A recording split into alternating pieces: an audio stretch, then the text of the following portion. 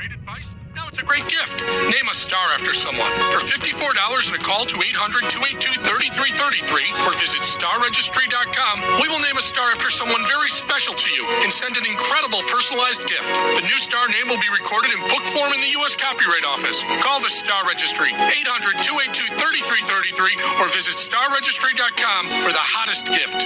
What's for dinner? Burgers? After last week, no thanks. Avoiding foods due to fear of diarrhea, gas, bloating, stomach pain, or loose, oily stools? It may not be just stomach issues. It could be EPI, or exocrine pancreatic insufficiency. EPI can cause uncomfortable symptoms because it's a condition where the pancreas doesn't release enough digestive enzymes to break down food. But EPI can be managed. Use the symptom checker on identifyepi.com and talk to your doctor about your symptoms. That's identifyepi.com. Sponsored by AbbVie. KSRO. Introducing Total by Verizon, a new prepaid wireless provider with no contract plans starting at just $30 a month. With Total by Verizon, you don't have to sacrifice reliability or freedom. Get Total by Verizon and save money every month on America's most reliable 5G network. Get a Moto G Pure for only $39.99 at Kroger for a limited time. Device offer ends 3/28/23. Actual availability, coverage, and speed may vary. See latest terms and conditions at totalbyverizon.com. It can be dangerously easy to steal your identity during tax season because so much sensitive info is all together. Before we start the annual meeting of Sean's personal info, has anyone seen Social Security number? Not me. Nope. Nuh-uh. Oh, no. He's been stolen. LifeLock by Norton makes it easy to help protect yourself. If you become a victim, we'll work to fix it. No one can monitor all transactions, but you can save up to 25% off your first year with promo code NEWS at LifeLock.com. Identity theft protection starts here. I'm KSRO's Daniel Trujillo with Sonoma County's most accurate, most dependable forecast. No rain for today, sunny skies, high of 63, 54 along the coast. Wind speeds are light inland, but up to 20 miles an hour along the shores. Mostly clear skies for tonight, dropping to the 30s. It'll be in the mid-60s again for tomorrow, mostly sunny skies. Friday and Saturday, though, slim chances of rain, temperatures around 60 degrees. Depend on weather every 30 minutes. On FM News Talk 103.5 and 96.9, KSRO.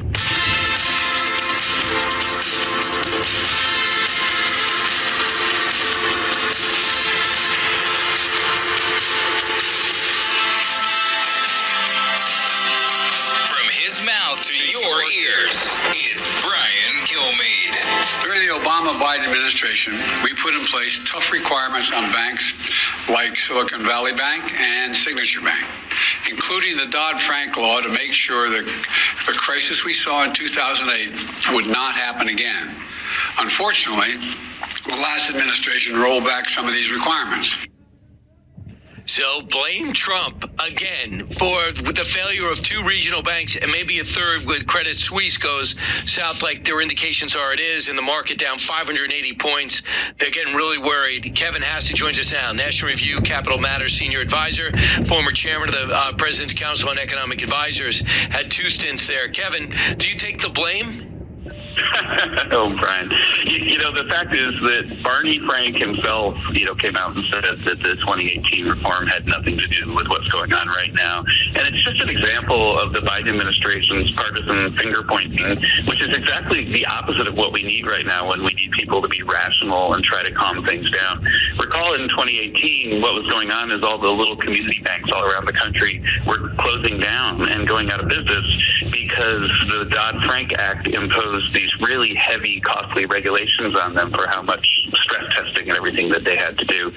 And so they came to government, to us, and most, I think, about half the Democratic senators voted for the bill because this whole ecosystem of small community banks was going to go out of business. And so it really has nothing to do with these larger banks that have failed in the last week. And the fact that Biden is sort of claiming that it is sad for him. And the fact that Barney Frank, of all people, came out and said, no, Biden's lying about that, I think is all the proof we need.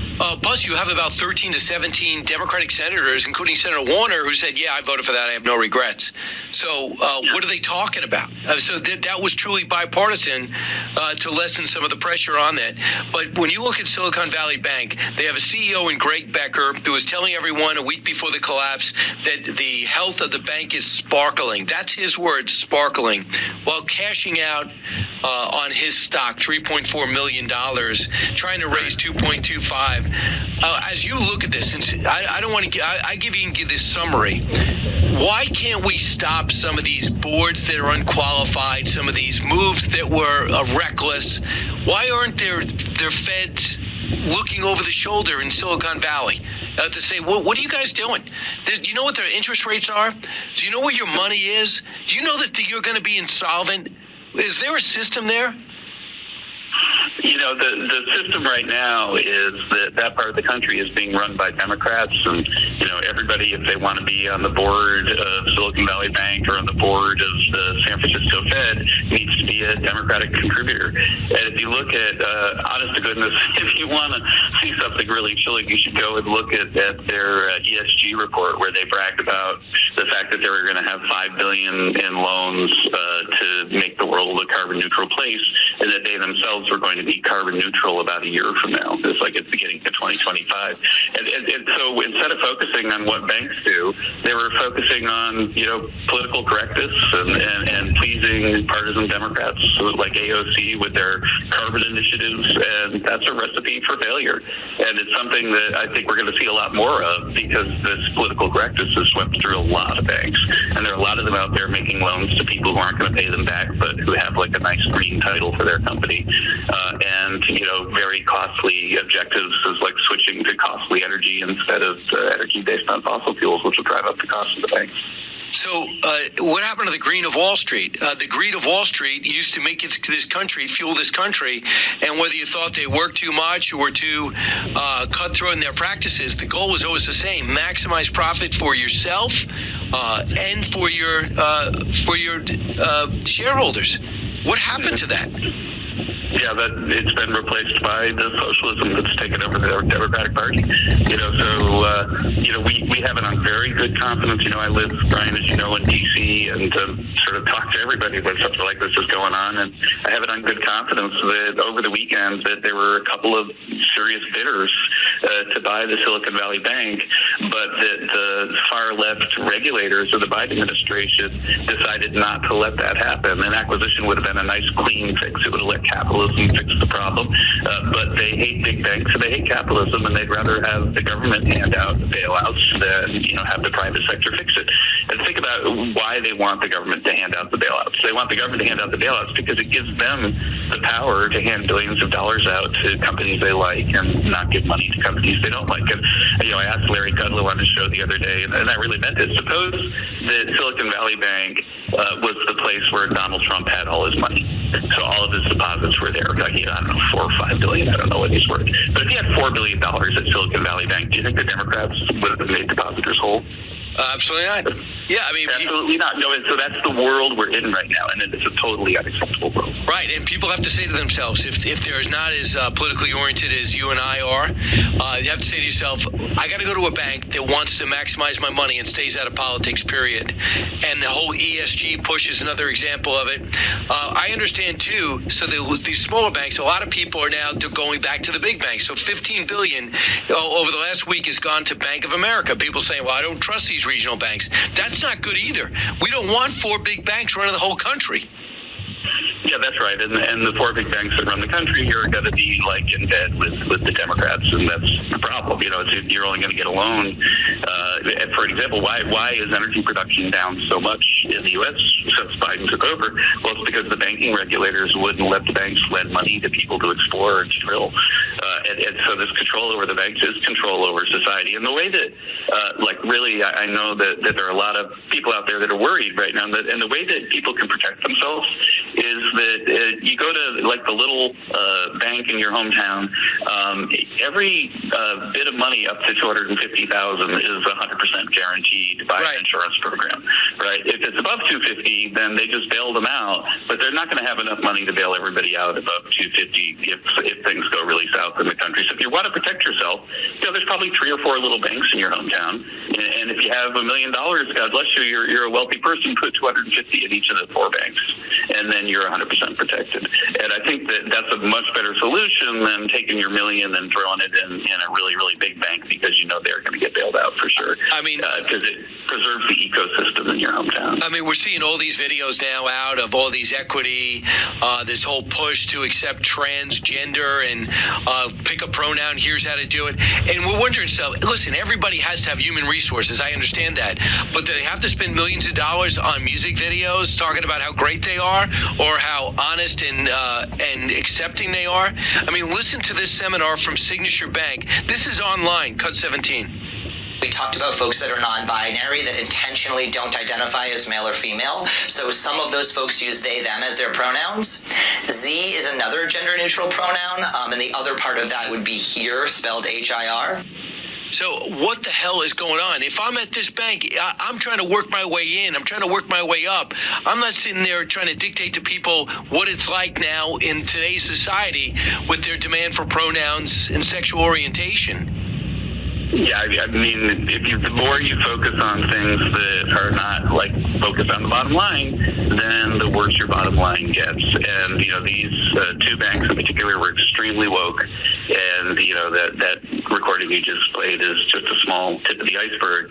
And by focusing on woke ideology instead of profits, then they've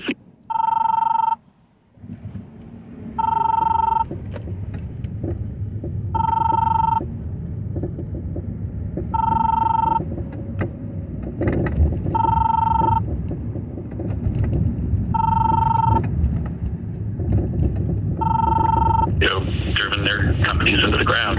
And I think that, again, that hopefully a lot of companies will wake up and see that this woke activist culture is going to be really bad for them and for capitalism, and they'll do something about it. But if they don't, then I think we could expect this contagion to get worse. So just to understand that Kevin Hass is not just saying that this is what he thinks, he knows this, because when we talk about Silicon Valley Bank, they have nobody there with any banking experience except Tom King. He was appointed to the board in September after serving as CEO of Barclays. Okay, fine. 35 years experience. Sounds good. Also, he is a mega donor for Hillary Clinton, a mega donor for Nancy Pelosi. After Donald Trump won, he went to a Shinto shrine in order to pray. Isn't that interesting? So this guy, is he trying to maximize profit, or is he trying to max out political power? And you have all the different things that he's done and the different charities he's given and the different campaigns he's supported. And also, this bank gave $73 million to Black Lives Matter. Really?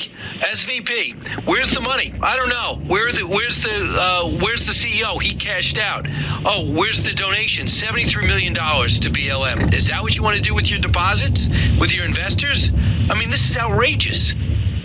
Right, and what's happening now is that the taxpayers are going to have to basically bail out the depositors who kept their money in that bank, and effectively taxpayer money is going to BLM indirectly.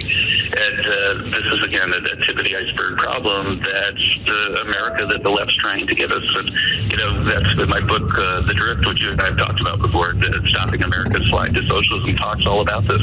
And the drift towards socialism, the road to socialism is paved with bailouts. And the reason why it's so dangerous is that the government gets more and more power, and that people like Hillary Clinton and Hunter Biden, they abuse that power and enrich themselves and harm the rest of us, steal from the rest of us. So Kevin Hass with us. So Kevin, right now there's a big push. Elizabeth Warren hates Jay Powell, always has, I guess. And she tweeted out that this is all his fault, essentially, and that he's got to go and he should resign. What do you think is going to happen with rates now that we have this so much doubt around these regional banks and so much worry, and we see that the market's down 580 points right now? The word was he was going to raise rates. Do you think he still is? If it were me, yes, I would definitely do it. And I think that Jay, who I know very well, as you know, as chairman of the White House's Council of Economic Advisors, I had to have lunch regularly with Jay where we talk about the economy and economic policy and so on. And I think that he's got what it takes to do the right thing. The fact is that inflation is out of control. If you go back to the 70s where inflation went up into the double digits, the reason it happened was that the Fed would start to fight inflation and then chicken out. Because, oh, goodness, this bank's going out of business, or oh my goodness, everybody's sentiment is going south because of the interest rate hike. So that's sort of how it's supposed to work. And so until they lick inflation, then bank failures like this are going to be more and more common, because what's going on, right, is that the banks have long assets that lose value sharply when inflation goes up and the interest rates go up. And so, I think that he'll have to. If he doesn't, then he's surrendering to inflation. And in the end, that's going to be even worse for markets. All right, we'll see what happens. If Donald Trump wins, are you in? I'm really honored that President Trump asked me to serve the White House, and I'd be honored if he asked me to do so again. The pay's not that great. You do better on the outside. You don't go in for the pay, you go in to serve your country, and it's a real honor to serve the country. Last story, Brian, that when Donald Trump, who I didn't know that well, asked me to be his top economist, I asked my old friend John McCain, I said, do you think I should go work for Trump? And he said, of course you should. And I said, well, why? What's your reasoning? And he said, because you've never been in the military. You've never had a chance to serve your country. And serving your country is the biggest thrill anyone can have in a whole lifetime. And so I'm so thrilled for you that you get to serve your country. And he was 100% right. And I think if I was right, he was not the biggest Trump fan. So that says a lot. That's right. He was not. But you did a great job. And the other thing you do great is you're a great communicator. So in terms of strife, you actually want the camera to explain yourself, as opposed to other people who are running from it right now, where we really could use somebody in the administration to explain what's happening. The market's now down 611 points. So it's pretty terrible, and again, as you know, Larry Kudlow and I, when we were in the White House, we never had a script when we went on TV, right? Like, we knew what we wanted to communicate, but it wasn't the political people that were telling us what to say. It was the economic team that was going out there and sort of saying, hey, we understand that you're nervous. Here are the 4 steps we're taking today to make sure it doesn't get out of hand. But right now, you're not getting any of that, right? If you go back and look at Janet Yellen's disastrous discussion on the Sunday morning shows, where she's kind of like, well, we'll see. We're talking about it, right? I mean, it's just a communication disaster, because the politicals, the press office, control all the communications in this White House. And Jen Psaki giving a tribute to Joe Biden that he got up at 9 o'clock. He usually is a night owl. Thank you. I don't mean to get in his way. And then, of course, Janet Yellen would have used Face the Nation as an opportunity to say, this is what we're doing today. It's Sunday, and this is the action that we're taking. Instead, she was just vague. Why did she even do the show? So, then we get it in the middle of the night. By the time I got up in the morning for Fox and Friends, we had this move, and then the president's speech. Kevin Hassett, thanks so much. It's great to be back, Brian. See you soon. You got it. When we come back, I'll take your calls, 1-866-408-7669. It's Brian Kilmeade.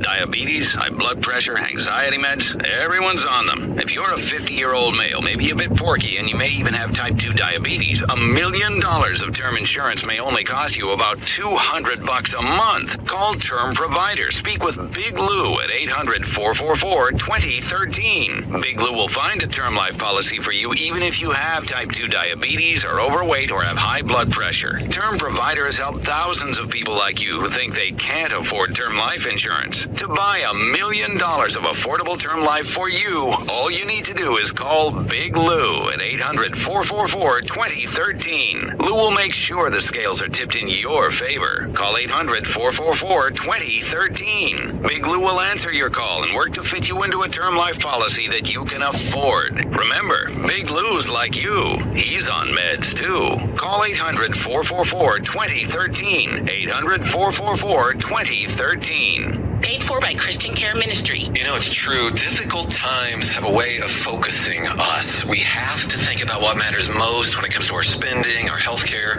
No doubt. This is why so many people are joining MediShare right now. MediShare is a trusted way to save up to 50% on your monthly health care costs. More than 400,000 people have already made the switch.